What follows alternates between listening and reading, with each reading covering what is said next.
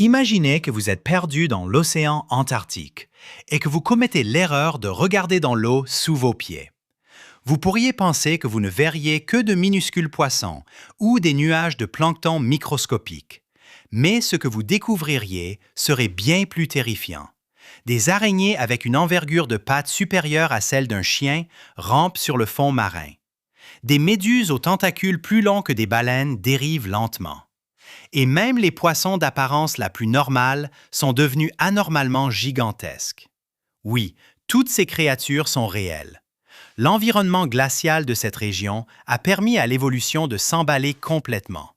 C'est le monde du gigantisme polaire, un phénomène que la plupart des gens ignorent totalement car il ne se produit que dans les océans les plus froids de la Terre. On pourrait penser que dans un endroit où tout gèle et où il y a à peine de la nourriture pour survivre, la plupart des animaux deviendraient de plus en plus petits pour conserver leur énergie. Mais c'est tout le contraire qui se produit. Tous les animaux de cette région se transforment en une sorte de variante surdimensionnée d'eux-mêmes, rendant les petites choses grandes et les grandes choses immenses. Bienvenue sur Dossier Noir, où les mystères des profondeurs glacées prennent des proportions inimaginables. Mais ce n'est pas la seule surprise que le froid nous réserve, car cette bizarrerie de la nature cache bien d'autres secrets. Alors, pourquoi cet effet se produit-il en premier lieu?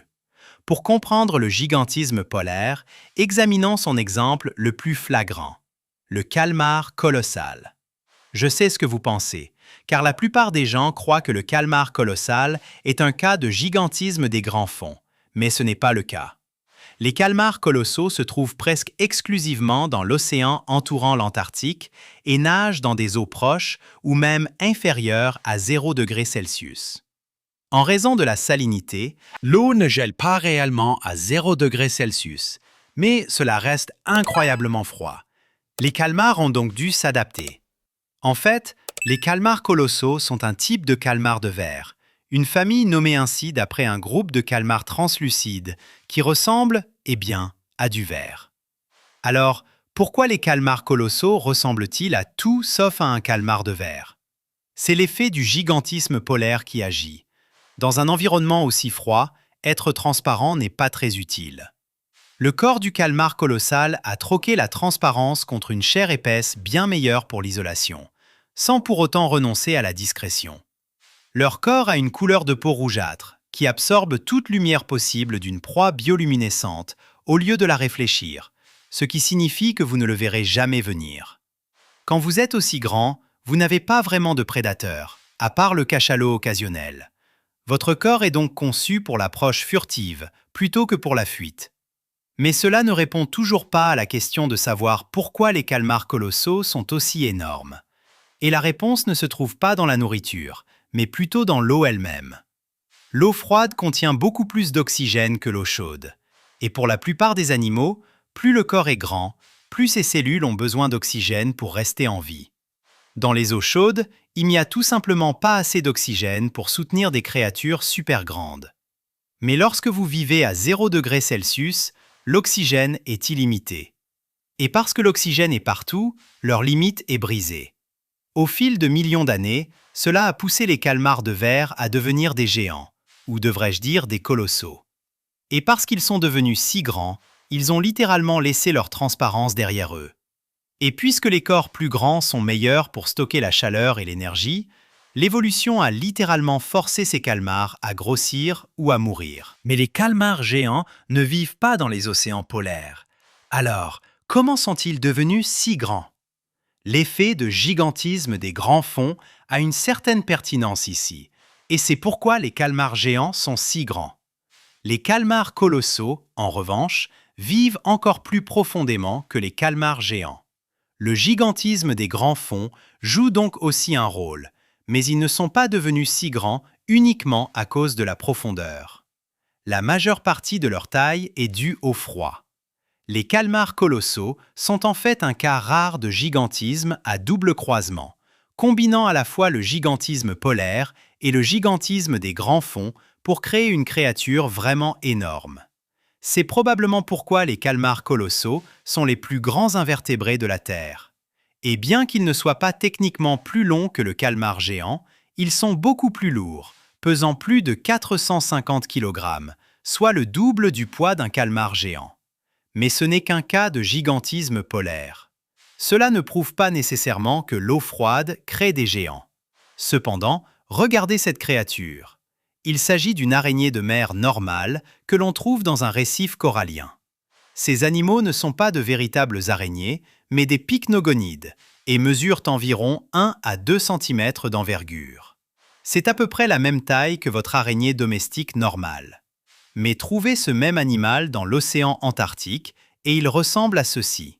Cette araignée mesure plus de 60 cm d'envergure et appartient exactement à la même famille que la petite araignée que je viens de vous montrer. Alors, que se passe-t-il ici? Eh bien, les mêmes règles exactes qui ont transformé les calmars de verre en colossaux ont forcé ces araignées à grandir. L'eau froide signifie plus d'oxygène, et ces créatures respirent littéralement par leurs pattes. Vous pouvez déjà voir à quel point elles sont étrangement longues, ce qui signifie qu'une tonne d'oxygène pénètre dans leur corps. Mais que peuvent-elles faire maintenant qu'elles sont si grandes? Contrairement aux crabes ou aux homards, les araignées de mer géantes ne sont pas des bagarreuses, mais ce sont des prédatrices. Elles rampent sur le fond marin sur leurs pattes massives, les utilisant presque comme des échasses pour enjamber les éponges, les coraux et les étoiles de mer. Elles utilisent ensuite souvent leur longue trompe comme une paille, perçant quelque chose comme une étoile de mer et en aspirant l'intérieur comme un milkshake. Mais encore une fois, nous sommes dans l'océan Antarctique, donc les étoiles de mer sont aussi gigantesques. Je sais ce que vous pensez. Cela ressemblait à peine à une étoile de mer, mais c'est une vraie étoile de mer. Seulement, celle-ci a plus de 50 bras au lieu des 5 habituels. Les étoiles de mer de l'Antarctique sont d'un tout autre niveau d'étrangeté, car elles n'ont pas seulement grandi, mais l'évolution a littéralement commencé à empiler autant de bras qu'elles le souhaitaient. La plupart des étoiles de mer normales sont aussi des prédatrices et mangent l'intérieur de choses comme les palourdes. Mais les étoiles de mer de l'Antarctique sont si brutales qu'elles mangent littéralement d'autres étoiles de mer. Celui qui a le plus de bras gagne, semblerait-il. Les étoiles de mer de l'Antarctique peuvent également vivre en moyenne plus de 40 ans, ce qui est bien plus long que la durée de vie de 5 ans des étoiles de mer des eaux chaudes. Et oui, c'est le gigantisme polaire qui a forcé ces créatures autrefois mignonnes à se développer en monstres gigantesques. Assez curieusement, l'effet du gigantisme polaire est si puissant qu'il a également créé l'animal le plus long de la Terre, la méduse à crinière de lion. Comparez cette longueur à celle d'une baleine bleue et vous verrez que la méduse à crinière de lion est nettement plus longue. Bien sûr, la baleine bleue a plus de masse, mais cela montre l'ampleur du gigantisme polaire. Car si vous comparez une méduse du même genre que la méduse à crinière de lion, comme la méduse bleue, vous pouvez voir à quel point elles sont plus petites. Les méduses bleues vivent dans les eaux chaudes et de ce fait n'ont jamais été forcées de devenir massives. Après avoir vu tous ces monstres surdimensionnés des profondeurs, vous vous demandez probablement comment la seule présence d'oxygène élevée a pu permettre à ces choses de devenir si démesurées. Et bien que ce soit une grande partie de la raison, ce n'est pas la réponse complète. Parce que l'eau est si froide, le métabolisme ralentit également énormément. Et ce, à tel point que les corps volumineux deviennent en fait plus efficaces. Ils brûlent moins d'énergie par masse animale brute. En plus de cela, l'océan froid est en fait extrêmement stable, ce qui est étrange, je le sais, car je viens de vous montrer un tas de monstres géants qu'il contient, mais la température y change à peine. La pression est constante et les prédateurs sont rares. Rien ne force ces animaux à rester petits et rapides. Ils peuvent se permettre d'être massifs, lents et construits comme des chars d'assaut, exactement comme le calmar colossal a développé sa stratégie. Mais vous vous demandez probablement si le froid rend les choses plus grandes. Alors, l'ours polaire est-il un cas de gigantisme polaire, puisqu'il est bien plus grand que les ours normaux, ou les pingouins, puisqu'ils sont, à vrai dire, bien plus grands que les oiseaux normaux.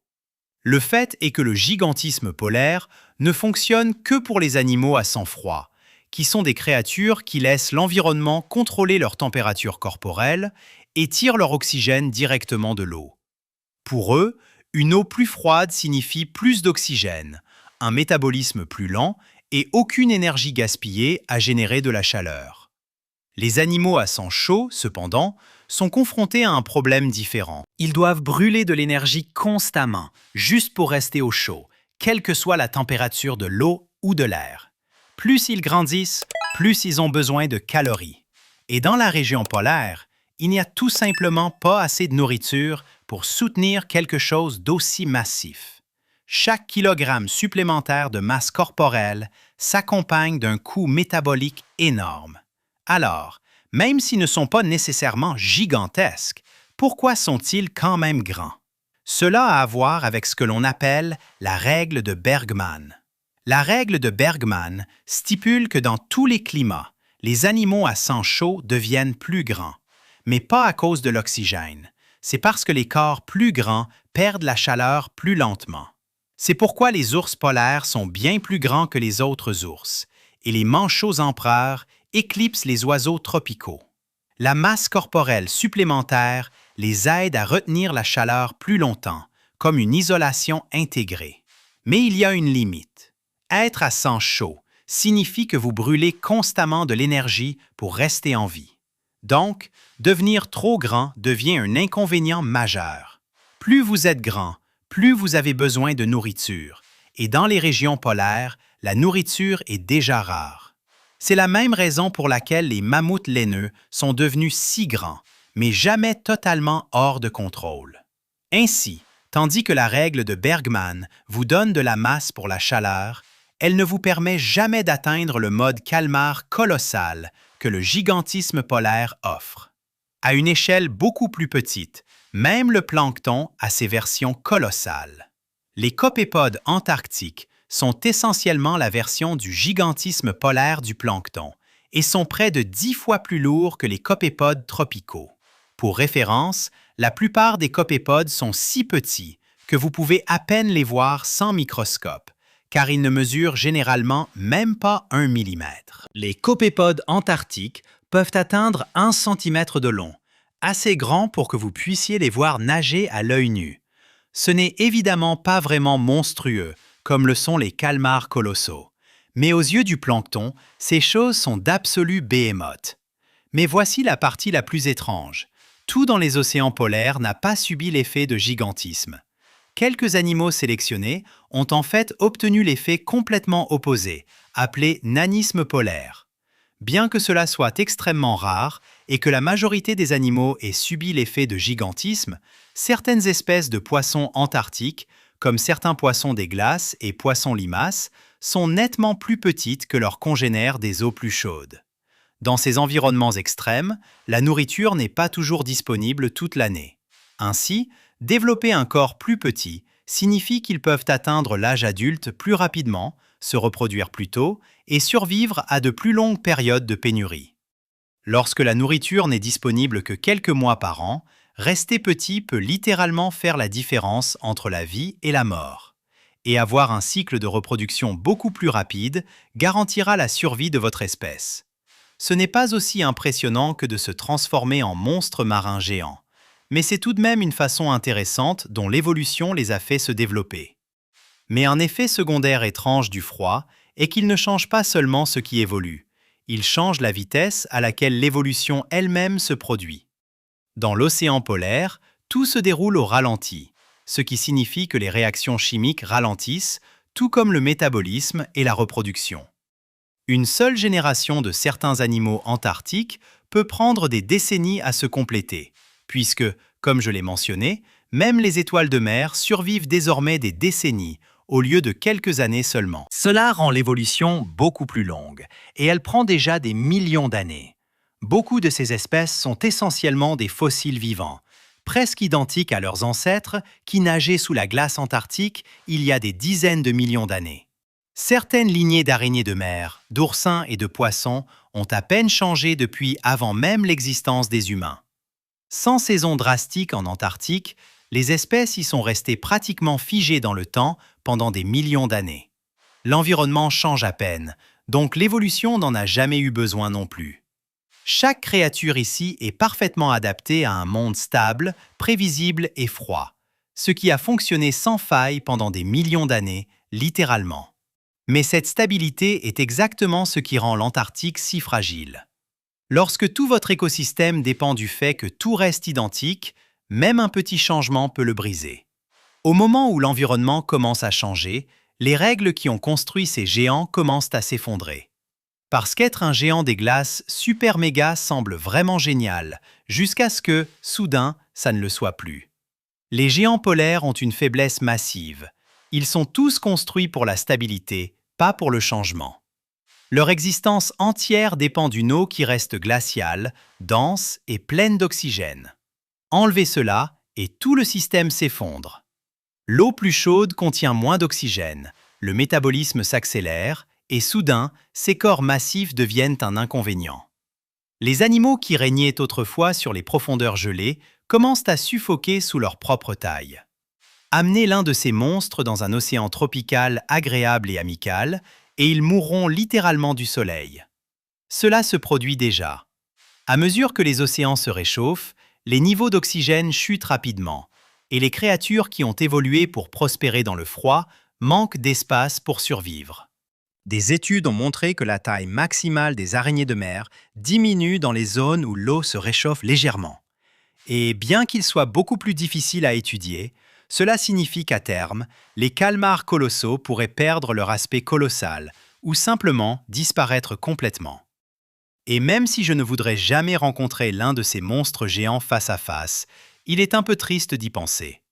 Ces créatures sont des reliques vivantes d'un monde différent, et de toute façon, elles ne représentent pratiquement aucune menace pour nous.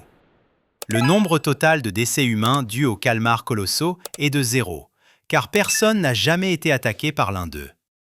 Néanmoins, l'effet du froid sur l'évolution est peut-être l'une des raisons les plus étranges et les plus inattendues du gigantisme. Geler l'océan ne tuera pas la vie, cela la rendra juste gigantesque.